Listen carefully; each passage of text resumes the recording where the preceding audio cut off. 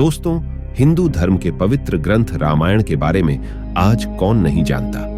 हम बचपन से इसके बारे में सुनते और देखते आ रहे हैं। रामायण में हमें रावण से परिचित कराया जाता है, जो कि सीता माता का हरण कर लेता है, और इसी वजह से श्री राम और रावण के बीच एक युद्ध छिड़ जाता है, जिसके अंत में भगवान श्री राम खुद अपने हाथों से रावण का वध कर बुराई पर अच्छाई की विजय करते हैं। लेकिन दोस्तों, क्या हो अगर मैं आपको बताऊं कि असल में रावण का वध कभी हुआ ही नहीं, बल्कि रावण तो अमर है और वो आज भी जिंदा है, जो हमारे बीच ही अपनी जिंदगी जी रहा है।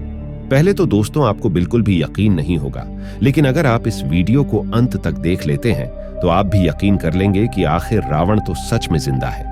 दोस्तों, वीडियो शुरू करने से पहले अगर आपने अभी तक हमारे चैनल को सब्सक्राइब नहीं किया है तो इसी तरह के हिंदू इतिहास से जुड़े तमाम वीडियो देखने के लिए हमारे चैनल को सब्सक्राइब जरूर करें। दोस्तों, मैंने आपको ये तो बता दिया कि रावण आज भी जिंदा है, तो आपके मन में ये सवाल जरूर आया होगा कि आखिर रावण जिंदा है तो वो है कहां पर। दरअसल दोस्तों, जब भगवान श्री राम ने रावण का वध किया तो उसके शव को उसके भाई विभीषण को सौंप दिया, जिसके बाद विभीषण ने रावण के शव का क्या किया ये किसी को नहीं पता, क्योंकि किसी को रावण के अंतिम संस्कार का कोई भी साक्ष्य नहीं मिले हैं, ना ही इस बारे में किसी को कोई जानकारी है। इसीलिए हर कोई जानना चाहता है कि आखिर उनके शरीर के साथ क्या हुआ। लेकिन आप यह सुनकर हैरान हो जाएंगे कि रावण का शव आज भी सुरक्षित रखा गया है। भले ही आपको इस बात पर यकीन ना हो, लेकिन आज हम आपको कुछ ऐसे सबूत दिखाने जा रहे हैं जिनके दम पर आप यह मान सके कि रावण आज भी जिंदा है। शोधकर्ताओं की माने तो श्रीलंका में रावण के होने के सबूत मिले हैं। श्रीलंका के रामायण अनुसंधान कमेटी का दावा है कि उन्हें श्रीलंका के जंगलों के बीच एक गुफा में एक शव मिला है। करीब 8000 फीट ऊंचाई पर बनी इस गुफा में रावण पूजा पाठ और यज्ञ किया करते थे। इसी गुफा में रावण की मम्मी रखी गई है। जिस ताबूत में रावण के शव को रखा गया है उसकी लंबाई 20 फीट और चौड़ाई 5 फीट है। रावण के शव के ऊपर किसी खास तरह के पदार्थ का लेप किया गया है, जिस वजह से कई हजार साल बीत जाने के बाद भी उसका शरीर बिल्कुल वैसा का वैसा है। लेकिन घने जंगल और खूंखार जानवर होने की वजह से कोई भी इस गुफा के अंदर नहीं जा पाया। लंका विजय के बाद भगवान राम ने लंका समेत रावण का शव विभीषण को सौंप दिया था, लेकिन सत्ता संभालने की जल्दबाजी में वे रावण का अंतिम संस्कार करना ही भूल गए और शव को वैसे ही छोड़ दिया। कहा जाता है कि इसके बाद राक्षसी कबीले के लोग रावण के शव को अपने साथ ले गए, क्योंकि उनका यह मानना था कि लंकापति रावण फिर से जिंदा होंगे, और वो उनके शव को उस गुफा में ले गए जहां रावण यज्ञ किया करते थे। राक्षसों ने रावण को जिंदा करने की बहुत कोशिश की, पर वो असफल रहे। आखिर में उन्होंने शव को मम्मी बनाने का फैसला किया, और उन्हें यह उम्मीद थी कि रावण एक दिन जरूर जिंदा होंगे। इसीलिए उन्होंने रायगढ़ के जंगलों में उसी गुफा के अंदर रावण के शव को इस तरह सुरक्षित रखा कि सालों साल तक शव वैसा का वैसा रहे। कई लोगों का मानना है कि रावण एक बार फिर से जिंदा जरूर होगा, और ऐसा तब होगा जब कलयुग अपनी चरम सीमा पर होगा। कुछ लोगों का यह भी कहना है कि इसी ताबूत के नीचे रावण का बेशकीमती खजाना दबा हुआ है। हिंदू मान्यताओं के मुताबिक रावण त्रेता युग का सबसे शक्तिशाली राजा था।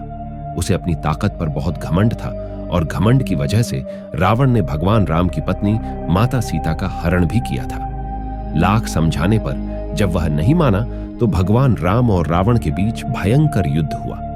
रावण के पास बहुत ताकतवर सेना थी, लेकिन अहंकार की वजह से वह मारा गया। इस बात के प्रमाण आज भी श्रीलंका में मौजूद हैं। रावण ने जिस जगह पर माता सीता का हरण कर रखा था, उसके पास से एक झरना है जहां की चट्टानों पर अभी भी हनुमान जी के पैरों के निशान मिलते हैं। आपने कई बार सुना होगा, श्रीलंका में एक ऐसी गुफा है जिसका नाम है रावण की गुफा।